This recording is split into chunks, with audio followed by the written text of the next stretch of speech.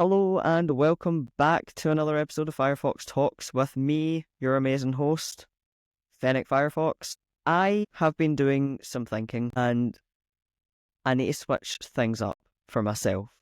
So I know it's only like episode 2, but I guess it's probably best that I figured this out sooner rather than later.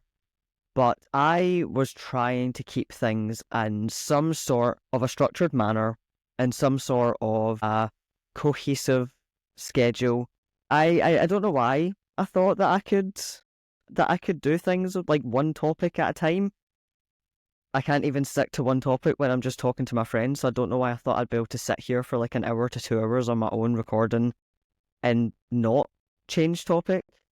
So here we are. This is episode 2. I don't know what it's called right now because I don't know what the hell I'm going to talk about, to be honest. I mean, the main thing that's going around in my head right now is Scotiacon. As I'm recording this, it's 22 days away. 22 days until my little booty goes to Glasgow and has a goddamn ball. And I can't fucking wait because it was my first ever furry convention and it was the place where I met my now best friend and the place that I met most of my friends. And I mean, I got engaged. Technically, last year I got engaged at Scotiacon, even if it didn't last. But, you know, we're moving on. We're doing good. And it's great because it's not too big, it's not too small, but it's round the corner, so it's class. And the thing I love most about it as well is like, I'm not necessarily up for like going to a lot of panels and stuff. Like if there's something that's really tickling my fancy, then yeah, I'll go. But other than that, I don't know. Party, chill out, hang out, eat. I'm just there to have a good time. I keep thinking back to last year's Scotiacon. I've been speaking to my friends about this and saying that like if I had so much fun at Scotiacon last year and only really knew 2 people really, and I managed to have the best time ever. So the fact that I'm going and I actually know people this time and I've actually got people to meet up with and say hi to and go around and take pictures with and stuff, oh, it's just going to be class. I need it. If you've not been to a furry convention yet, then you are missing out. And if you have been, then you know exactly what the fuck I'm talking about because I need this right now. I need to be at this convention. The fact that it's now less than a month away is actually fucking insane. I cannot fucking wait. Now the only thing that we have to hope for is that I don't end up in A&E because literally the morning that I was supposed to be going out the door to head to Scotiacon, I was stabbing my cargoes with a pair of scissors so that I could add some lanyards into it and stuff like that. And instead, I guess I thought it'd be cool to stab my finger. So I ended up going into the shop and just sitting crying on the kitchen floor while Melody panicked and called for them. So I ended up in hospital, but not until after I'd got registered and got my badge and stuff and had been to the opening ceremony because, you know, priorities. I'd even full suited and stuff before going to the hospital, but you know, it was all right in the end.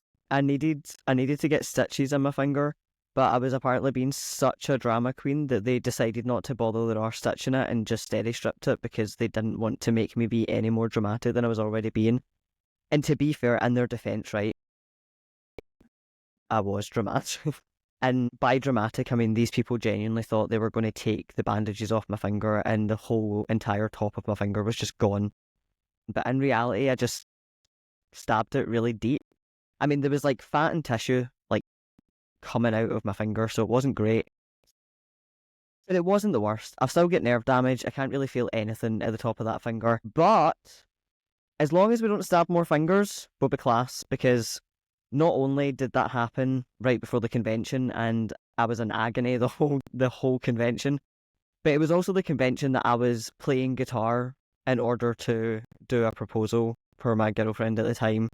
So I ended up having like a mini breakdown halfway through the convention and had to get my pal Parker to help me figure out how to rewrite chords to make it a lot simpler because my finger wasn't able to do half the stuff that it was able to do literally the day before. There was just a lot of stuff that went wrong. I don't know, maybe it was a sign. Maybe it was an omen. Who knows? Since, you know, 8 months later she broke up with me. Peaches! Wait, have you been in this room this whole time? Cheese. Hey babes, have you been in this room the whole time? You've been on the couch. I can't see because I've got the ring light here, so I can't see past it. It's just all pitch black. You're right. That'll be why I thought I heard you huff in here. I thought you were in here. Hi, babes. Hi, hun. Here's my girlie. Here's my girlie. Say hi, hi. Say hi. Is that? Who's that? Is that us? Okay. You go lie down. You go lie down, babes. And you go lie down. Yeah. Please go lie down. I'm asking nicely now. I use my manners. I have no idea what I was saying. The dog distracted me. Now I've lost all train of thought. And see, this is exactly why...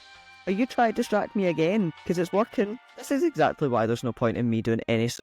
Jeez, I've already forgot what the hell I was talking about. I know it was something to do with my finger. Whether I'd moved on from that point, I can't remember. But that's the last thing I remember. Speaking of, god damn it. There's literally just no point. Like, I could sit here and be like, wait, this is a convention episode. We're talking about conventions. But that lasts a whole 5 minutes because I ended up getting sidetracked a billion times after that. Never managed to find my way back to my original point either. So here we are, mumble jumble, gobbledygook.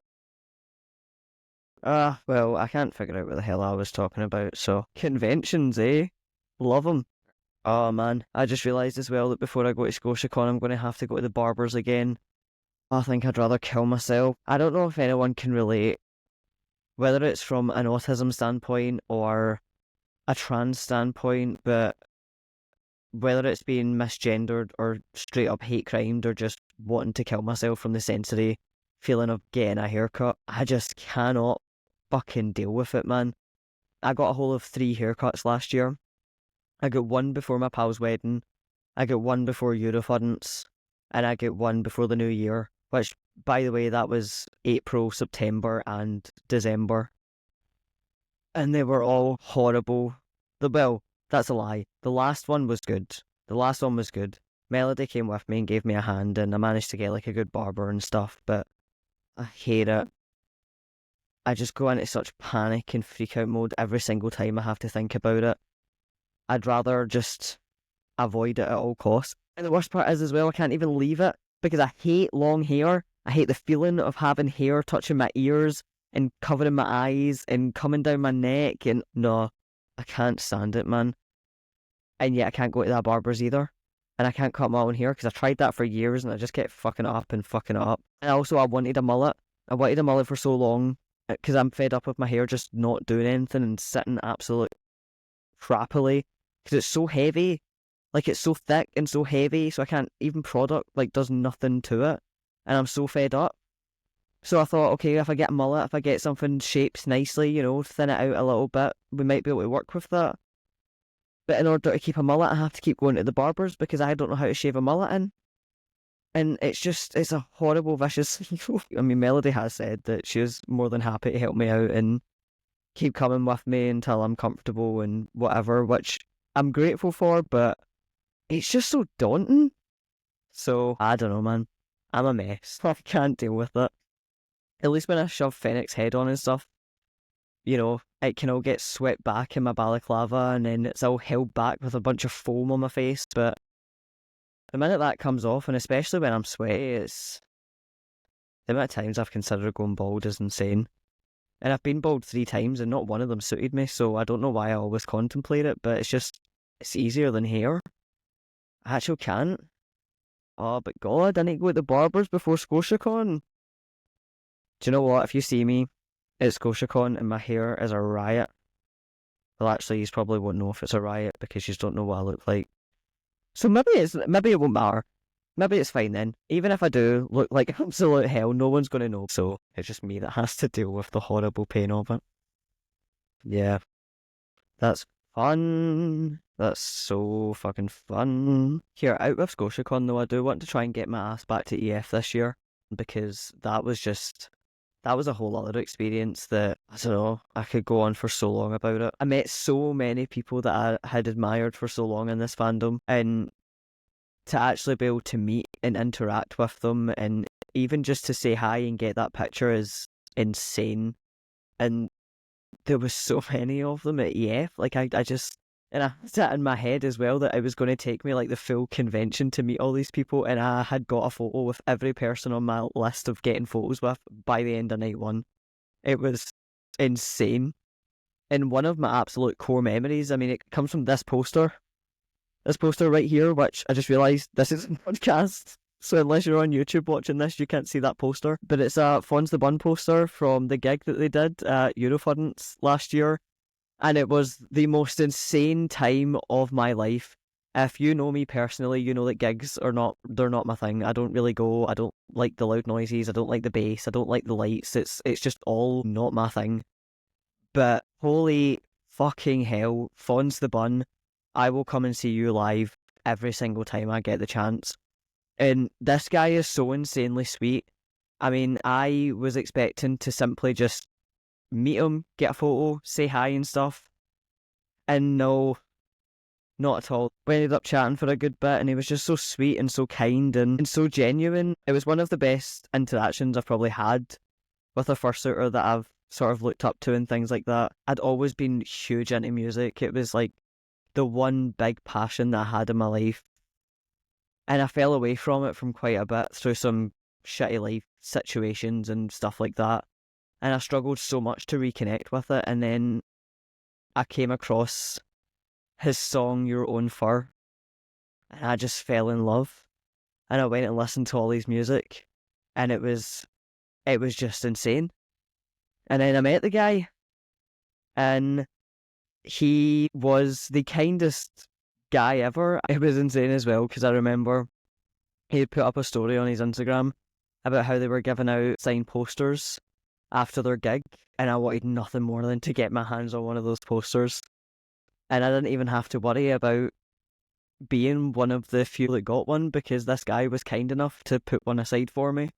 So I didn't have to fight through the crowds or hope to get my hands on one. I just got handed one. I felt very special in that moment. But yeah, I'd go and give him a listen if I was you.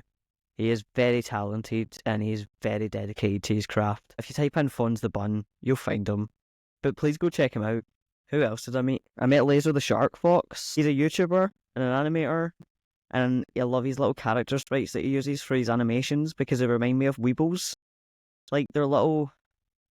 I don't even know how to describe them. I'm so bad at describing things, but they're like little ovals. I mean, if you know what a Weeble is, then you know what I'm talking about. But then I suppose if you don't know what a Weeble is, you don't know what I'm talking about. God damn it. I don't know. It's like little ovals, and they have like little oval hands down by their sides, and they bounce about with their little persona heads on and stuff. It's just really cute. I mean, check him out on YouTube. He's a really, really talented guy. Oh yeah, how could I literally forget about like the sweetest guy on earth? One of the first few fursuiters that I even followed back in the day when I joined the fandom was Bolt the Railway Dog. Because who doesn't love Bolt the Railway Dog? Like, what the hell?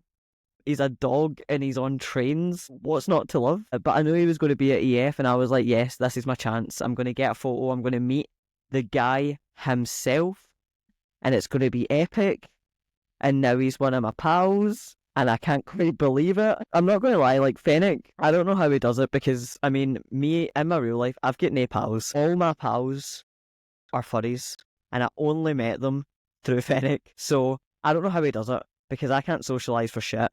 But every single person that I wanted to sort of meet and get to know a little bit, I got to know a lot of it. And as chance would have it, I ended up speaking to his friend Malin, and we were pretty chatty and stuff before EF, so we had already arranged and planned to meet up and get some content and stuff made. I literally just messaged them one day and I was just like, here, do you think you could bench press me or just throw me about the con? And the rest was history. But yeah, so because me and Malin were already chatting and we're already going to meet up, it was just a lot easier to meet Bolt as well because they were obviously hanging out together. So got to meet Bolt and had the best time. It was so sweet and so funny and it was so great chatting to them, to the point where we just didn't really stop. And we ended up staying in touch and we're pretty good friends. I'm so grateful though because, as I say, like I struggle so much to actually sort of make friends and get out there in my real life. So the fact that I can at least go to a convention and this dumb big fox can go out there and socialise with everyone and make me some friends, it's class. I can't lie. It is pretty class. So I'm really excited as well, though, to hopefully meet a whole bunch of new people at Scotiacon this year. Because, I mean, last year, as much as I had a blast, like, I was still pretty new on the scene and pretty anxious. Fennick wanted to go about and do stuff, but I was still that wee bit shy. Although I don't think many people would say that if they actually saw me. I need to get as much stuff as I can out the dealer's den as well. Last year I didn't have as much money as I would have liked for it, but I've been saving my pennies all nice and good like. So we're going in with a much better starting point. Nothing crazy though, I'm sadly not a rich furry, so I can't go with thousands and buy myself a partial even though I'd love to do that. But I was still going to have enough to get trinkets and art and all that fun stuff, so can't really complain.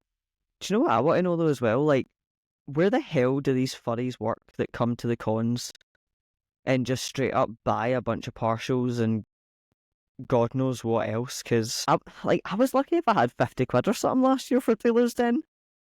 And I just want to know, what the fuck do you do and how the fuck do I get involved? Because you're living the life I need. I'm fucking jealous. All I want is to one day walk into a dealer's den with, like, I don't know, a spare 10k or something. I mean, my goal is literally just to be able to have enough money to go in and buy a partial one year. And knowing my luck, it'll spend years of my life trying to do that, and I'll finally get the money, and there won't be one that I even like, just to spite me. I get the premise of like all the rich furries working like tech and all that jazz. But where's my shot? I'm sure there is a job within the tech industry that I could do with minimal training as a pleb. Because I need money, man. And do you know how hard it is to live that furry lifestyle when all you want is fursuits and art constantly and you just can't get it?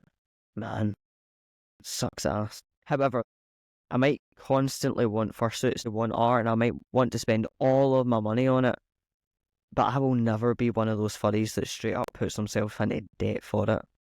Like, I'm sorry, but if you are prioritising a piece of art or a costume over, say, I don't know, your bills or food, then I think you've got your priorities just a smidge whack. And don't get me wrong, I love furry shit as much as the next guy.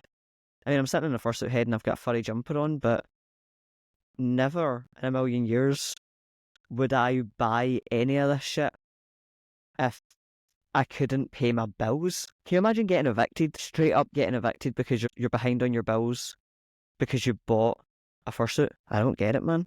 I think your priorities are a bit stinking, because I don't really think that's where your good money should be going. And don't get me wrong, I understand everyone, it's their hard-earned money, they can do what they want, but just coming from a generic adult perspective on finances, maybe don't. Do you know what I'm buzzing for as well?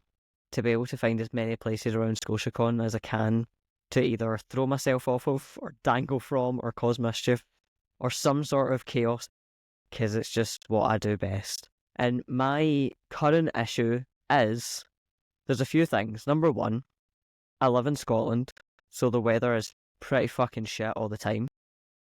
Number two, I live in a council house, so it's pretty fucking small, and I've already run out of things to throw myself off of or climb up or whatever, so that's great. And number three, I don't know, there was a third point, but I can't remember it, so oh well. But the point is, I need some new locations because the weather's awful, it's too wet, it's too muddy. I can't do a lot of stuff outside because if I throw myself out a tree right now, I'm just going to get caked in mud, and I kind of don't want that. The only thing that I'm now left with to be able to do at home is throw myself out the loft, and Melody doesn't seem to want to let me do it, so I have to find a time that Melody's not in the house to do it. But then it also means if something goes wrong, there's no one here to help. I don't really know. I don't know. I might throw myself out the loft. But it could be a blast, it could be fun, or I could die, but so I'm excited to be able to get into a hotel and cause some chaos. That should be a blast. Maybe this actually is a con episode. Maybe I have actually managed to sort of stick on theme more than I thought I could. Because I feel like I have spoke mainly about conventions. So, you know, is that a win? Am I doing good? Should I give myself a pat on the back?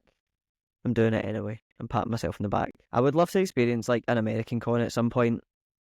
Like, they always look like a blast. Everyone's always looks like they're having the best times ever. But, I mean, all I can think about is, I mean, the cost of getting there alone.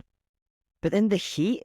like, depending on where the convention is and depending on what time of year it's at, like, Eurofurence was bad enough, and that was only, like, between 23 and 25 degrees or something like that most days, and that was insane. I mean, I do need to get an ice vest, like, I do need to get myself a cooling vest, but still, I just feel like it would be so deadly. Like, it actually would. And with the amount of mischief that Fennick likes to get up to, I just don't see it going well. But I mean, if money was no issue, and if I had nice cooling equipment and things like that, then it would be. I feel like it would be class to be able to go and see what they're all about. But then I also remember that I'm actually banned from America, so I'll probably never get to experience one of those cons. Although that's us in 2025 now, so there's only 2 more years left of my ban. Who knows? Maybe 2028. Fennick will hop over the pond and go to an American con. I doubt it. I don't know why I said that. I really don't see that happening. Like, they look great. They do. They look like such a fucking blast, man. But I just don't think I actually ever want to go to America again. I've been once. It wasn't good. I just don't really see the point in going back. Especially nowadays. It's getting worse and worse and scarier and scarier. And I must admit, I don't really think I'd want to go, while they've got a Watson as a president, mind you. Don't really like the guy. Don't really want to be giving him my tourist money, helping their economy while they fuck everyone up. But anyway, this isn't a politics chat. We're not getting into that. I'm not here to cause issues. Maybe I am. Maybe I'm just here to cause drama. What can we cause drama over? Nah, we're not here for drama. Well, I do enjoy drama. I must admit, there's nothing better than sitting back and watching things fall apart and go up in flames from the sidelines and just get to sit there with a cup of tea and know that it's got absolutely fuck all to do with you, and it's the best. It's one of the best things. It's like watching furry Twitters, like watching a car crash. You just can't look away. Gets worse and worse and worse. Mostly out of bullshit too. Although I suppose if I say something extremely controversial, then maybe the podcast will get boosted a bit. Is that like a good marketing tool? If I just say something extremely controversial, someone will clip the podcast and then it'll go everywhere, and then everyone will be like, oh my god, what the hell's this podcast? Who the hell's this guy? What the hell's he saying? And then everyone will go and give me views. And is that just a really good or awful marketing strategy? It's probably awful. I probably shouldn't do that.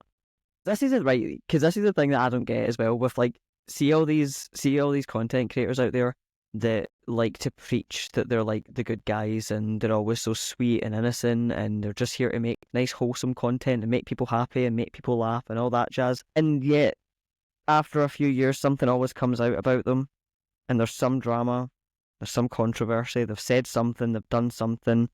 And all I ever think is, you put this together, like you sat and made whatever content it was, but you made that content. And then you made the choice to say the things that you did. And then you chose to edit your content and keep in that thing that you said that is going to cause issues.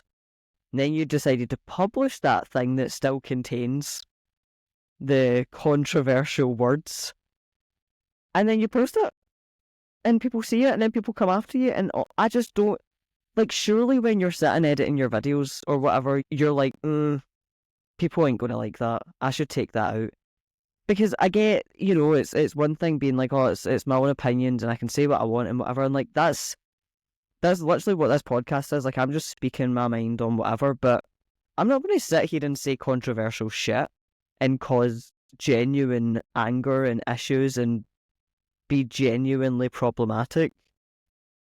And mainly because I don't really think I'm controversial, to be fair. Like, I'm not necessarily holding anything back. Like, I'm not sitting here being like, damn, can't be racist, this sucks, people are going to hate me.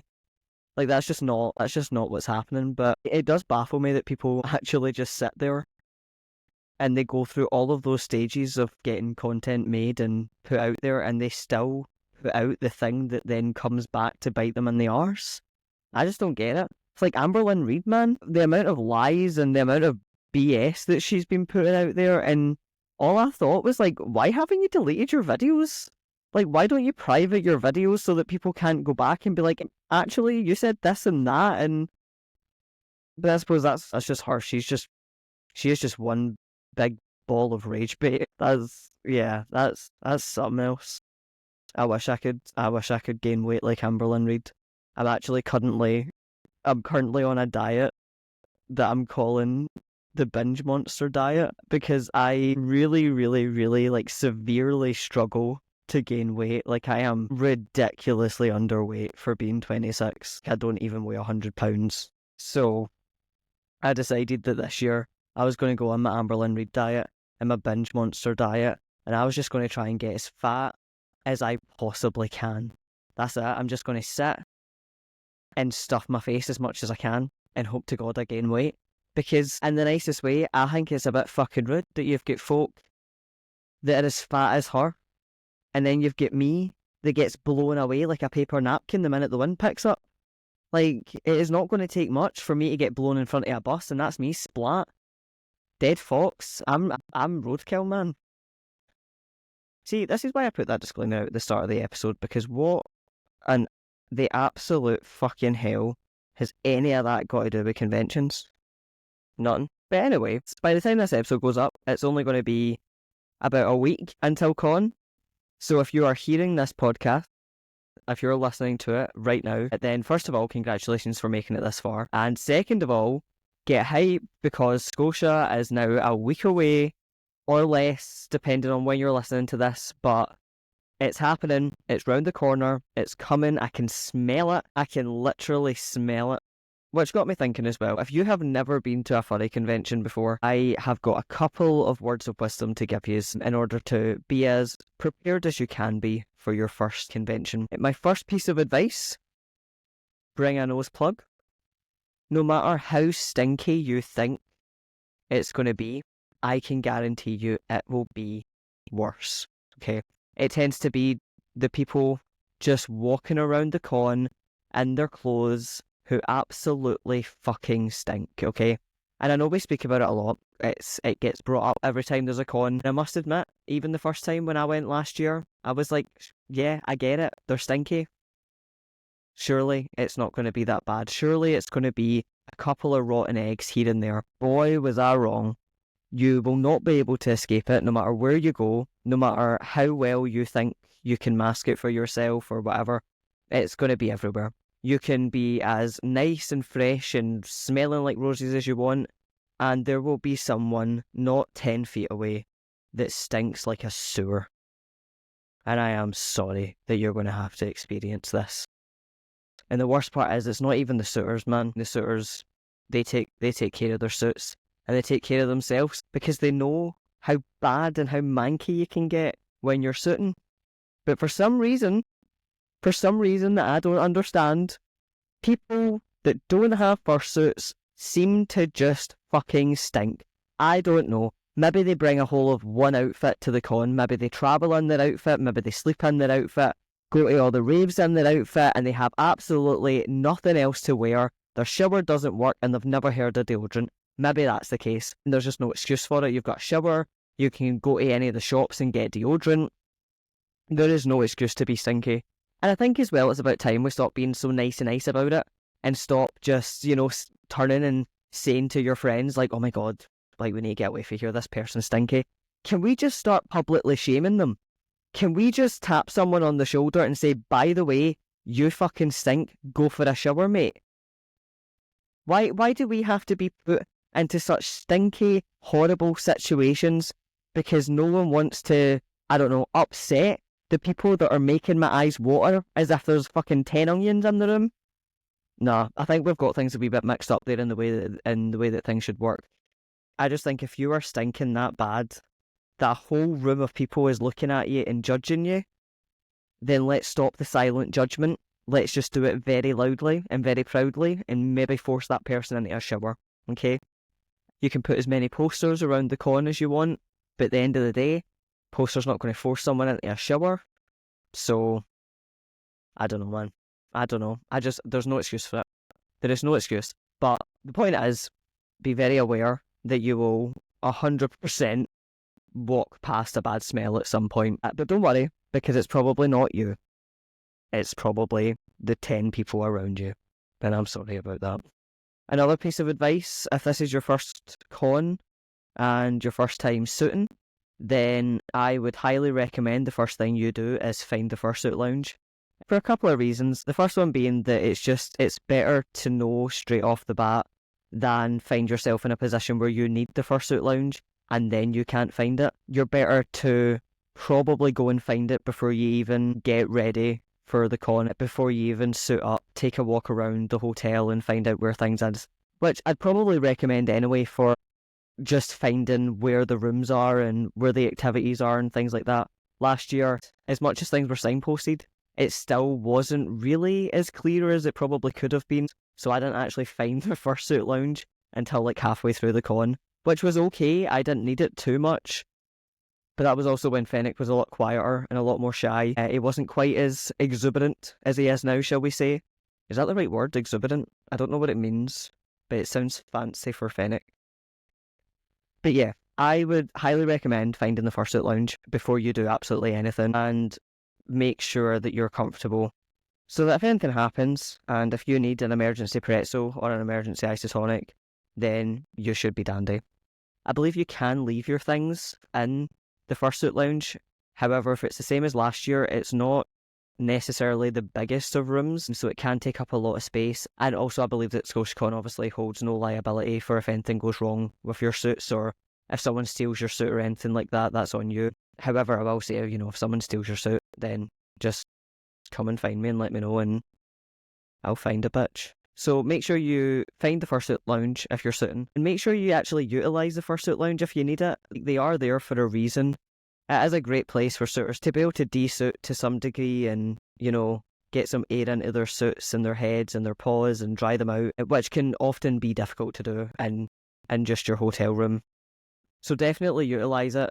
Plus, there's nothing better than when you're being fursuiting for ages and you can go in and get a nice wee snack and get your energy levels back up. I must admit, I don't even like pretzels, but I'm pretty sure I enjoy like the little tub of pretzels that they had.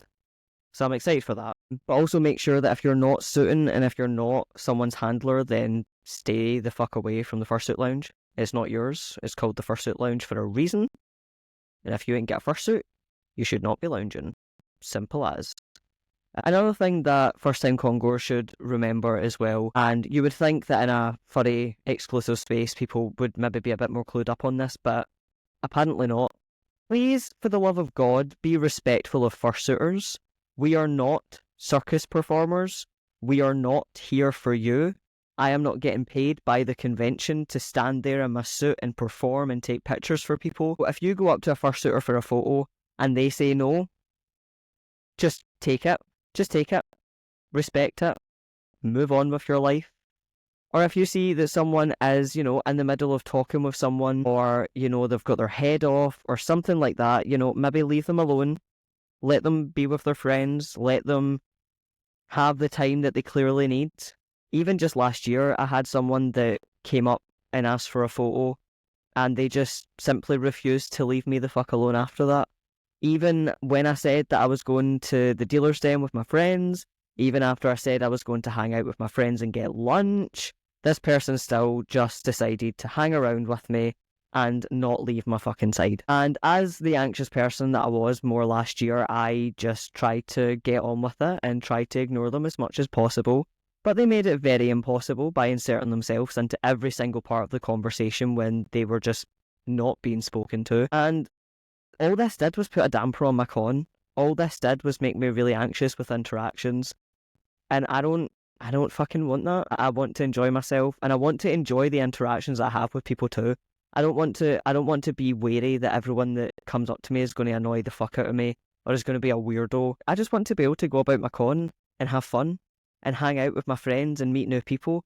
But if you're one of those new people that comes up and makes me whole new levels of uncomfortable, then you're the issue, and I am not going to sit back and apologise if I am rude to anyone by saying no or telling them to piss off. So yeah, basically, respect fursuiters and take no as an answer when it comes to you, because it will. I can guarantee you're going to go to this convention and you might get lucky, you might end up being able to go around and get like 50 photos, but I can guarantee you at least once during your convention experience, someone will say no, and you have to be able to accept that, because if you can't, you're the problem. This brings me on as well to another point that gets brought up quite a lot at cons, and that is lift etiquette, or lack thereof, maybe. I feel like it's pretty self-explanatory, or at least it should be. The lifts work the same way as a lift works out in normal public space. So for example, if you are standing there completely able-bodied, able to walk upstairs, and someone that is disabled comes up to use the lift, then I feel like it's the natural instinct to give priority to the disabled person, as you can either wait or take an alternative route. However, at a furry convention, things seem to get lost in translation. But I feel like the way it should be is disabled, fursuiters, and everyone else. And the one thing that really pisses me off is people can say they get this, people can say they understand it, but when you actually go to a con and you actually experience, standing in front of a lift for half an hour, you get a bit pissed off. Last year, I was standing and waiting for one of the lifts for a good 20-30 minutes, and as I was waiting, other people joined to wait for the lifts as well. And when the lifts came, these people walked in front and looked me straight in my face as I was standing there in full suit and said, "Oh, we should probably let the fursuiters on first," and then started laughing. So I had been standing there in full suit for about 30 minutes waiting to get on a lift that someone just decided to take because they couldn't be fucked waiting, even though they had no suit and no physical disabilities, and they acknowledged the fact that they should have let the suiters on first. So can someone please explain to me why the fuck they didn't? And why the fuck I was left there for another 20 minutes to wait for the lifts again? I was also on floor 9 last year.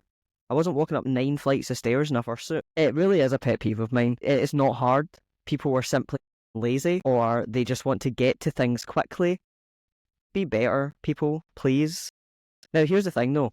If the person that came in while I was waiting was disabled, then I would have given them my place in the lift anyway. That wouldn't have been an issue. But the issue was the fact that it was with a fully able-bodied person who was not suiting. So there is people that will go to these cons and fully know the rules and will fully just not fucking listen to them, and will just do whatever the fuck they want to make sure they get to experience their con the best. And it pisses me the fuck off. But please just use your brain and just think, is there another way that I can get up? Do I have to take the lift? But yeah, I can't really... There's probably so many other things that new con-goers should probably know about. But I don't know, I'm not Google. I've also not been going to cons for long enough to even give too much of advice. However, there is always a My First Con panel at conventions, so I would highly recommend going to that if you have never been to a furry convention before. There's probably going to be a million things for you to do and for you to find out. The con schedule is out. It's been out for a couple of weeks now by the time this episode goes up. I have already got my list of absolutely must not miss events, and the guest of honour has just been revealed today as I'm recording this, which is none other than Heads of Medusa, which I'm really excited for. Medusa suits are insane. My friend Melody is actually getting her full suit by Medusa. She'll be getting that this year. It's very exciting. If you haven't heard of Heads of Medusa, definitely go and check her out. Either before you get to the con or at the con, there will be, I believe, a guest of honour panel. Who knows what's going on there? Probably stuff with the guest of honour. Finding out a bit more about them, that type of stuff. But you should definitely check that out. But yeah, there's probably going to be loads of stuff for you to do. If you've not yet seen it, I'd definitely check out the schedule before you get to the con, so you've got an idea of what's going on and what's happening and where you want to be. And it'll be a blast. It'll be an absolute blast. We're all going to have the best time of our lives being big fluffy animals, because there really is no better experience in this world than being in a hotel full of nothing but furries. So if you're going to be at Scotiacon next week, then I look forward to seeing you there. If you see me around the con, make sure to come and say hi. Make sure to get some photos, get up to shenanigans with me. It's what I always want. But that is going to be it for today's episode. There will be no episode next week. I repeat, there will be no episode next week because I'm at Scotiacon. So I will have no time to record, no time to edit, no time to do anything. And also, I don't really want to record a podcast episode when I'm at a furry convention. So the next episode will be aired on Wednesday the 19th of February, not the 12th. If you're going to be at the convention, come and say hi. And if you're not going to be at the convention, then you are missing out big time. But I hope you all have a wonderful week. Thank you so much for listening, and thank you for letting me yap your ear off about what was supposed to be conventions and ended up just on some rants. But, I hope you enjoyed the episode. If you did, please make sure to leave a like, and make sure you join the Discord server too if you want to get involved, the FireFox Talks Discord. But until next time, I have been Fennick FireFox, and this has been FireFox Talks.